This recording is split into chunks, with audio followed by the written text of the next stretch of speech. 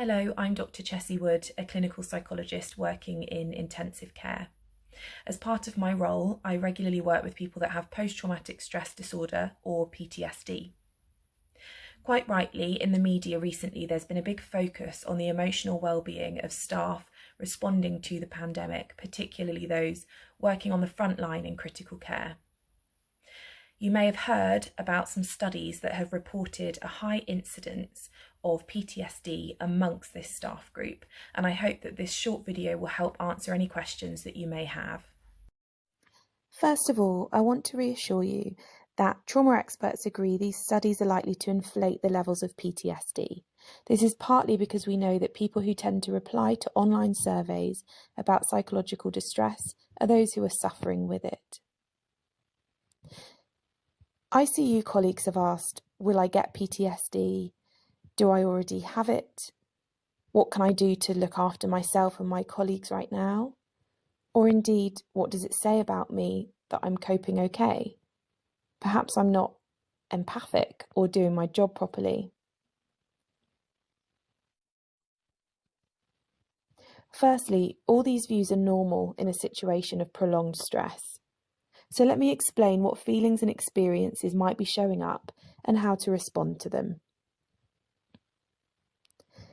You might notice a heightened sense of fear, anxiety, or uncertainty, for example, about your safety, your work performance, or just a general sense that something bad's going to happen. You might notice a change in your mood, such as feeling low, flat, irritable, sad, or numb. You may notice feeling jumpy, being on edge, or finding it hard to switch off at home. You might be finding it hard to concentrate on simple everyday tasks. You may be avoiding things that remind you of a particularly stressful situation, or you may be going over in your mind aspects of the pandemic, such as a patient who passed away or a procedure that didn't go to plan. You may be having difficulty sleeping, perhaps due to frightening or unusual dreams. These are common, unpleasant experiences that are simply signs of the times. They're a very normal response to this abnormal, unprecedented pandemic, and they're your own attempt to process what's happened. They're likely to resolve naturally as the pandemic eases. On the other hand, you may actually be feeling okay. This is no reflection on how well you're doing your job, or how engaged you are with the patients you're treating, or how compassionate you are. It's important to stress that while it's okay to not be okay, it's also okay to be okay. Each person's experience is unique to them.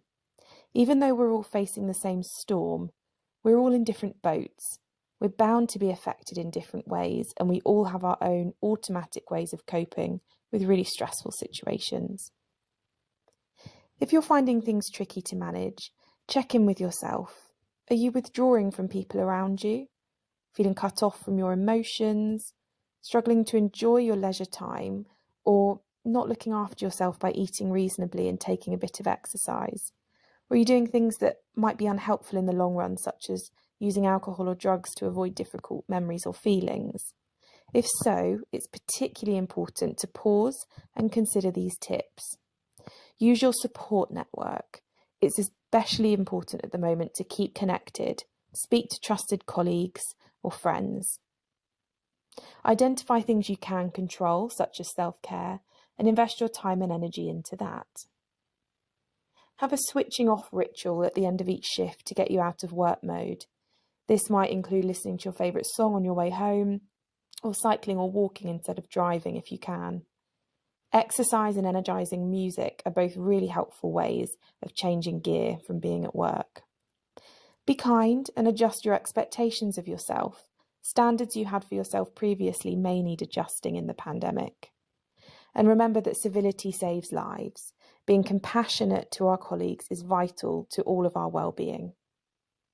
There are also a range of support services available for frontline and NHS staff, which may be useful over the coming days and weeks. The link at the top will take you to some support apps for NHS staff, including mindfulness. The Frontline 19 service provides free and confidential support for frontline workers, or you can access support through occupational health or the Staff Resilience Hub. If you find that things aren't improving once the current impact of the pandemic starts to ease, you may wish to consider speaking to your GP or self-referring for free psychological therapy at the link on the screen.